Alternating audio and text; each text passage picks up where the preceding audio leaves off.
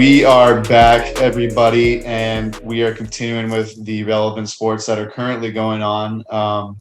We're going to be talking the NHL with our hockey guy, Tradon. Tradon, what are the goings-ons in the NHL right now? Yes. Well, before I get into it, I have to go through the fantasy just like Alex does with the basketball. I am going to beat Kylie because I'm actually playing her in that as well. Ooh, Same week. good week for you. Yeah, it's very good week for me. Alex, you are going to destroy Tyler, which probably makes you very happy. Yeah, fuck him. Eric, you kicked James's ass. Oh, yeah. Yep. And yeah, so it's kind of funny. We all played each other. Besides me playing Kylie, but we all played each other, which is always fun. I guess that's gonna come down the wire. I think the playoffs are gonna be coming up pretty soon, like the playoffs for the fantasy, and I'm probably not even in it, so it probably doesn't even matter anymore.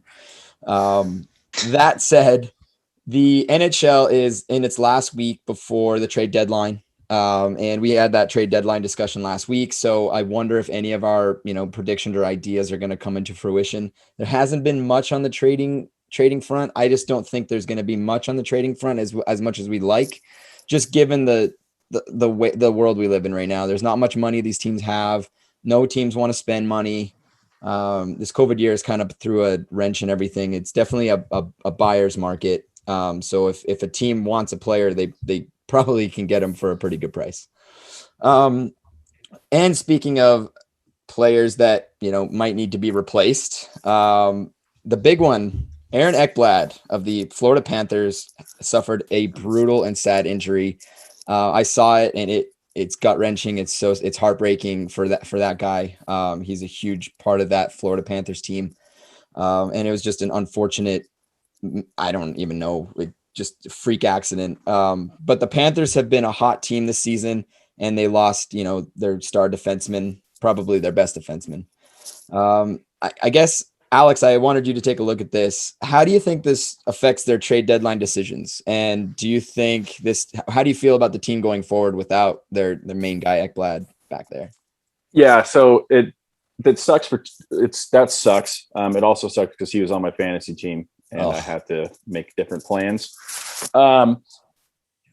That's a really tough question to ask right now, since they just won 6 games in a row and currently have the most points in the National Hockey League as we talk. So I think if they had, gone, how many games has he missed now? Like three or four? He's missed 4. Something like, okay, 4 games. Say they had lost all 4 of those games without him, I think they would have been much more like an immediate aggressiveness to get another defenseman. But because they're on this hot streak, maybe they don't need it right now. Like I think long term, by long term, I mean like the rest of the season, the other guys on that defensive defense is going to have to step up. Because obviously, he's probably their best defensive player. Right. I was gonna say they could maybe be looking at Matthias Ekholm. I know he's a left-handed shot, and Ekblad's a right-handed shot. But now the Preds have started playing well, and they've gotten themselves back into a playoff spot. So now I'm not sure that the Preds are going to sell. That was the guy that came to mind immediately. Mm-hmm. But because they're playing so well right now, I don't think they're going to do anything unless they can get, Ekblad's maybe not, he's not Victor Hedman. He's not, some legit, like crazy defenseman, but he's very solid. So I don't think they're going to do anything. Devastating injury. I will ask you this. Of the 6 games that they've won the last 4 without him have been between the Red Wings and the Blue Jackets, who have been playing very shitty. Do you think that has anything, like, they're about to play the Hurricanes, who are a legit team in this league? So do you think maybe these next 2 games are really going to determine, maybe more so than if they should do anything, before that deadline? Yeah. And I think so. And I think a lot of these teams are going to, just like the NBA trade deadline, it's going to be the day of the deadline, hours and minutes to the deadline is when people are going to make those deals. Because this season is so weird, everyone needs to figure out as much information as they possibly can on their own team and players they're targeting.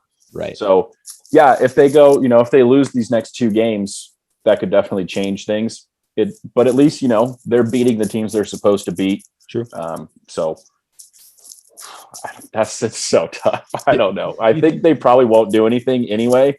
Right. But I see they get your out point. of the first round. Obviously, they go in the playoffs, right? Or did they Yeah. get out of the first round? I think it depends on the matchup, but I think they can. I think they've been playing so hot this season. God, it depends on who they would play. So like, who would probably they? Be either Right now, they play Carolina. Nashville. I mean, unless they're first, they would get Yeah. Nashville. It's either Carolina or Nashville, right? Yeah. Tampa, because Tampa could. If they play Nashville, yes. If they play Carolina, no. There you go. That's my answer. I like that. So they really need to get in first, is what you're telling me. Yeah.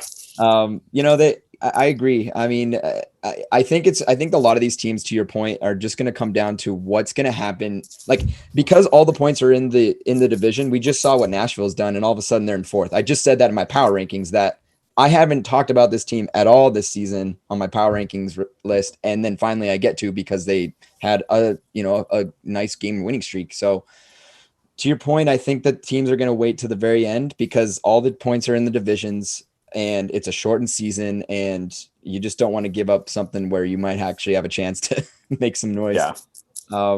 All that said, I still think that goaltending is still something I question. Bobrovsky needs to play a little bit better. I just don't think he's been the elite guy. It's been Traeger that's been kind of their guy. But I think you're right. I think it's going to depend on these next two games are probably biggest indicators of what they're going to do going forward. Yeah.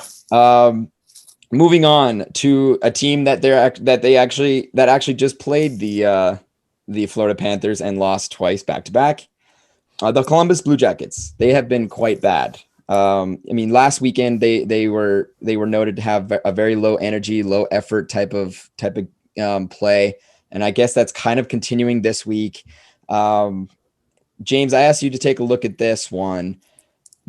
What do you think is driving this team's lack of effort, lack of energy, and this is a good team, right? Like what's kind of driving this weak play? I think it's definitely Torts. That answers my question later. There it is. His coaching style is confrontational. Mm-hmm. They yell at you, scream at you, hardly ever tell you when you do something right. Yeah. When you're winning, that's okay. Because when you're winning, you can get yelled at, but you see the light at the end of the tunnel. It's like, I'm getting yelled at, I'm taking all this abuse, but we're winning, so that means it's paying off, it means it's working. When you're losing, it's just downright detrimental. It makes you question your will to want to play hockey. It makes you want to not play anymore. It's like, you're yelling at me, tell me something I'm doing right for once. Like, make me feel better, up my morale a little bit. But no, right now it's just abusive. That's probably the wrong word, but you get the point, you get the picture. I get it. Yeah. Torts moves teams every about 5 to 7 years, and this is his 6th year in Columbus, so it's about time that he moves on and goes to a new team. That's how long people can tolerate him and his antics and his coaching style. Any longer than that, he gets overblown. You leave the team, start over somewhere new. When it's new ears, it's a different thing. But when it's the same people getting yelled at for the same thing all the time without winning, it's not a good recipe for success. And that, I'm not saying Torts is a bad coach, because Torts is a damn good coach, but his coaching style gets overused a little too much, and it's not good for the team. On the flip side, Torts he probably won't change his coaching style, but if he gives a good job every once in a while, give somebody a high five, show some love, maybe this entire morale will change, but I doubt that. That would be so unlike him. I guess my question, so I guess you kind of answered it. Do you think this is his last stint in Columbus there? Yeah, man, last 20 games ish. Wow. Got a random question. Yeah. Who's a better press conference post-game coach, Torts or Daryl Sutter? That is the greatest question ever. They're just so different, right? Like one is just very cold humor, right? Like Daryl Sutter calling out, slyly calling out Johnny Gaudreau was amazing, and then Torts just won't handle any bullshit questions. Like he just throws it right back in your face. So I can't really choose because it just depends on what kind of feeling you want. Do you want some dry, smart ass remark, or do you want a kind of a fuck you? Yeah, I feel like Torts is like Belichick and Popovich, where he's just like, fuck this. This is dumb. I don't want to do this. Yeah. I definitely think you're right on that. That's a great question. But going back to what you said, James, I think you're right. I think this is it for Torts. I mean, this team is just not playing well. I mean, interestingly, I didn't know how the trade with Line would turn out. It has been an absolute disaster, and the biggest thing is he's an RFA after this year. So they have to figure out, like, they have his rights, so they have to figure out what they're going to do with him. If they have a new coach, they probably can make that work, right? I don't think he can work under Torts. I think I said that last time. How many good players has Torts pushed out of his teams? Yes. A lot, right? Yeah. I mean, that's gonna tell you a lot about Torts. and the issue. Yes. How many? Yes. Well, here's the issue. Like, Columbus has always had a problem with retaining players and playing stars as it is. And then to your point, he's already pushed 2 players. I mean, you could actually, I can't even count on one hand because you can throw in Duchesne. Yeah, you could throw in Duchesne. But Duchesne's also kind of like a line A, like from what. I would say that Line A and Pierre-Luc Dubois and Duchesne to an extent are a little bit on the soft side, but it also doesn't help when you're a complete asshole, to James's point. So yeah, Tradon, I have a question for you. Yeah. In regards to Torts again. So he's won 1 cup, and that was in 2004. Yeah, with the Tampa Bay Lightning. So it's been almost 2 decades. If he's let go from Columbus, like, does anyone want him? Like, he's got a iffy reputation, I would say. Like, yeah. But like, he's not proved himself to be like this amazing coach. No. I mean, he's only won 1 cup. He's only won 1 cup. He does have decent stats in terms of wins. He does have the tendency to take over a team, and then for the first like couple years, they're really good. Like, kind of bring. Like a player, a team that I would think about is looking up what Calgary has issues where they're not, buying in and actually, giving a, not effort's not the right word, but showing some sort of drive to play. And it's because they had a coach that was so soft. It's on the other flip side, they're the complete opposite. Now they got Daryl Sutter, and he's starting to kind of button it up a little bit. He's going to go to a team like that needs some sort of adjustment. I think that he does need to learn a bit. I don't know where he goes. I really don't. I think he was in Vancouver, and I think he was that coach that made it to the finals against Boston, but don't quote me on that. So he's made it far. He just hasn't been able to finish. Yeah. Okay.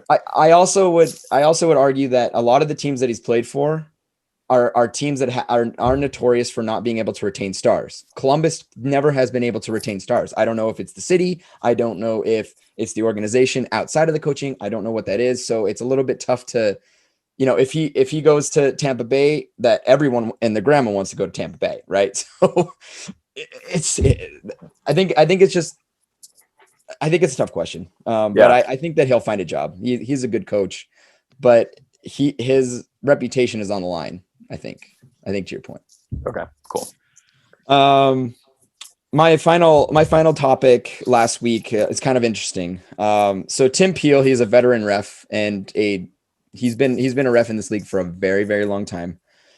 He was handed in early retirement. Basically, he got fired for the rest of the season. He was supposed to retire at the end of the season and finish out his time, but he got let go within hours of a hot mic catching him basically saying that he was trying to find, like, he called a pretty shitty tripping call against Nashville in the game, and on the mic he's like, I was basically looking for a makeup call for what happened earlier in the game. Like, they gave Detroit a shitty penalty, so he was trying to find a makeup call to kind of balance it out. And everyone knows that the game is kind of called like that. Like refs are trying to manage the game and have these makeup calls. We've just never heard it from a ref's voice or from a ref's mouth. And we did. And the NHL was very quick to just poo that and get him out.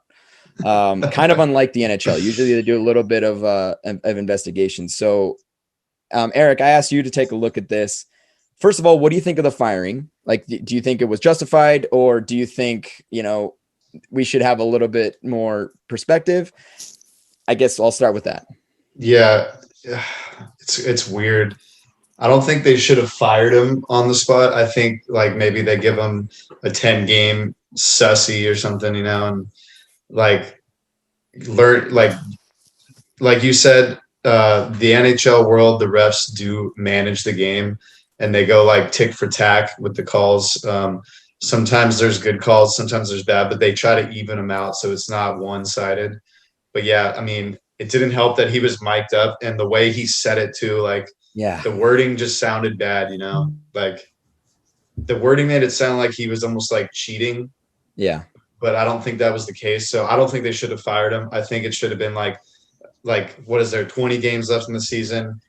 Like half of those you're not going to ref, and you need to learn from this. And like maybe they restrict a few playoff games from him too or something. But I don't think they should have fired him on the spot. But yeah. It's a tough one too. And I guess before I retort, I want to ask you, like, what is your kind of ideal game in terms of how calls should be made? I mean, there's some in one camp that say call the rule book no matter what. And then I'll give you some issues why that, might be an issue. And then there's others that say, you just got to kind of manage the game. We don't want to see a power play throughout the entire game. We want to see 5-on-5. What is your kind of, what would you like to see in terms of, how a game is called? I like the way it currently is, actually, the manage the game style. I think if it switched to like off the book, you know what it would turn into, Tradon? And this may make you just fucking cringe. It would turn into the NBA reffing style. Yes. Like, there's I mean, not every NBA game, but there's some games where it's just like foul, foul, foul, foul. Yeah. And a lot of times you see in most of the end of the games, the last 2 minutes takes 10 to 15 minutes because then they start really going by the book, by the rules, calling all the fouls they see. So, maybe in the playoffs it switches a little and they let them play more. But I think the NHL like mentality is like let them play. So I think it's best they keep it how it currently is. Yeah, I tend to agree. Look, I mean, let's be real. If you guys watch a hockey game and you guys read the rule book, you guys probably would be able to find a penalty on every single shift in a hockey game. There's probably a penalty of some sort from the textbook. And does anybody on this podcast think that this game should be like it's a much better game 5-on-5 than it is, completely all power plays? Like power plays are fun. That's true. But the game is meant to be played 5-on-5. And when you have a game that is just consistently all power plays, it just kind of takes away from the flow of the game. Like it just kind of takes that away. I just think that I want to see consistency. So if you're going to call some tight calls in the first period, call it all the way through to the third period. Or if you're going to call it loose in the first period, call it loose in the third period. Set a standard early and then, play it out. But I think that this whole thing, like, I don't know if you guys remember this, but do you guys remember, is it Tim Donaghy? He was a NBA ref that the betting guy. Yeah. So I think that the NHL reacted the way they did because of that, because of the way that these makeup calls are brought in. The first thing that kind of people thought about is the gambling aspect and how refs can kind of have their hand. I don't think that Tim Peel, the NHL ref, was nefarious in any way compared to Tim Donaghy. But I think that the NHL was just quick to, make sure that none of that was happening, especially because gambling is becoming such a growing thing in the NHL. And, it is unfortunate that this guy couldn't finish out his career correctly. I mean, I think that Eric's right. He probably should have just been suspended for 5-10 games. We don't want to hear it. We know what happens. Like you guys see it every game. There's makeup calls. You're like, okay, that is not tripping, but we'll make it up because, our team got one, earlier. So Question for you, real fast. yeah. So Tim Peel is going to retire as a referee after this year. So do you think that played any part in the severity of his suspension? Like if he was a young ref, I feel like he'd just get like a 10-game suspension kind of thing. But retiring, he's like, I'm done with you. Now you just missed 20-ish games, give or take. And yeah, I think you're definitely right. I think that definitely had something to do with it. But I honestly think that makes it worse because the guy's been working the league for so long, and he's been such a big part of of this league as an official, and players really like the guy. And I think players are pretty taken aback by the fact that this guy was just shut down when he was supposed to retire. And I think that's right. It made the NHL easy to just take him out for the rest of the season because he's retiring anyway, but he's not going to get that final game. He's not going to get that final send off. His legacy ends with him getting fired because he said, I just wanted to make up a call, which we know every ref does. So it's a little unfortunate. How crazy is that though? That like that was put on air. Like that gets said so many times per game by the referees. I know. And it never gets on air. And yes, there was a home run. But the fact of the matter, like how is it possible that now it's just on air? Like conspiracy? Ladies and gentlemen, everything that you say can and will be used against you, even in life, even in sports. And I think this is just another example of that. But with that, downer of perspective. Thank you, James. I'm done. Thank you, Tradon. Another good, engaging NHL conversations we just had. And if also randomly on a side note, you guys should check out, if you go on like YouTube, they got like NHL players mic'd up during games, and like they do show all the time. They're talking to the refs, the refs just seem like they're like buddies with everybody. They are like, oh, I'll get you next time, bud. Sorry, I had a bad call. Sorry. But sorry. Yeah, it's like great. Like they all just seem like, I don't know, maybe in the NBA, like they do talk to the refs. Sometimes it's more negative than that though, But yeah, that's me going on a tangent. I think the reason before that, I mean, unlike any other sport in the NHL, in the world, penalties actually affect the time of the game. Like they affect time on the game. So I think penalties have the most impact on a game, just in case that, it's for 2 whole minutes, you're at a disadvantage. That's a long time in a game like hockey.